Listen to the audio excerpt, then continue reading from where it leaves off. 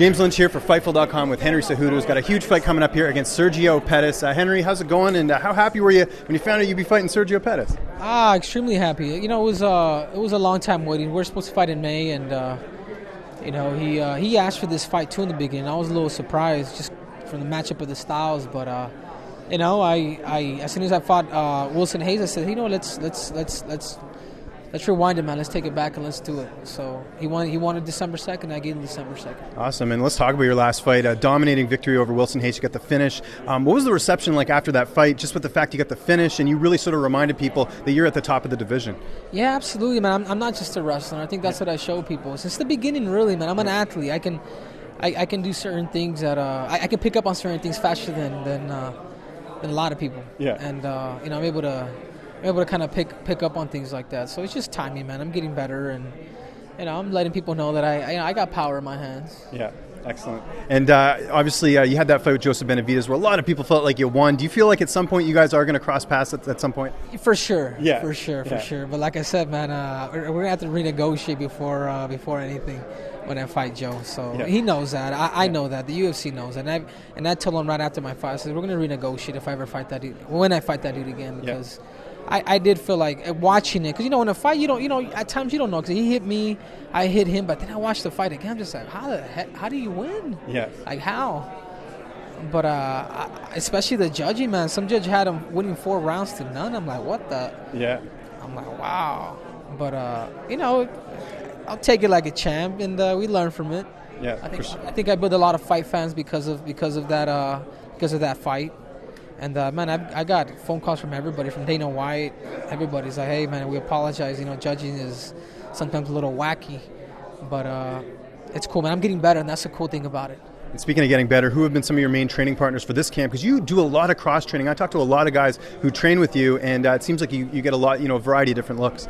Yeah, for sure. I go down to Brazil. I train with Patricio Pitbull. That's right. Out in Brazil. You know, back home, I train with Bruno Bulldoguinho.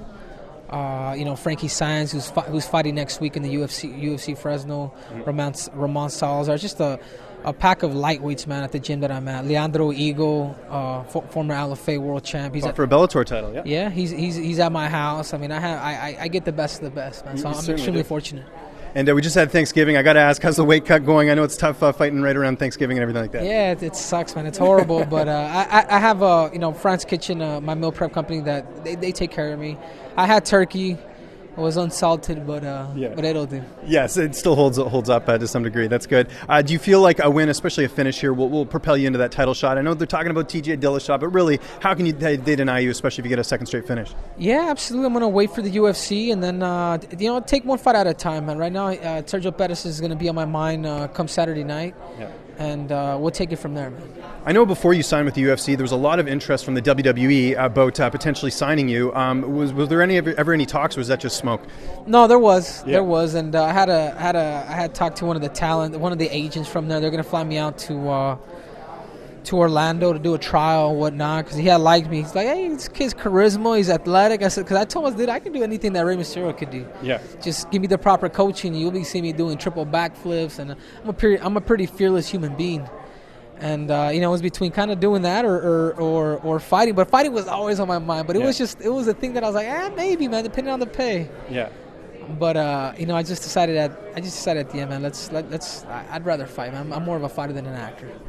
Were you a pro wrestling fan growing up? Yeah, I was. Okay. Who are some of your favorites? I mean, you mentioned Rey Mysterio. Was he someone that you were watching? Yeah, Rey Mysterio, Bret the Hitman Hart. Nice.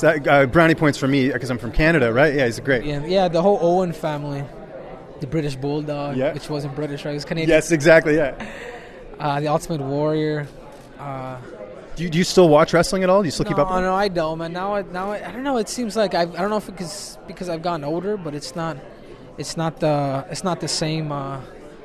It's just not the same, man. Yeah, no, I agree. Attitude Era was my thing, you know, personally. I loved watching it back then. So do you think we'll ever see you in the wrestling ring in the future? Not in the near future. You got a title shot to worry about, but I don't know, man. I don't think so. Maybe someday if they ask me to do an appearance, maybe, but nah, man, that lifestyle is hard, man. They travel grip. I want to have kids, man. I want to be around my family in the near future, so I doubt it now. Best of luck in the fight on Saturday. Yeah, thank you.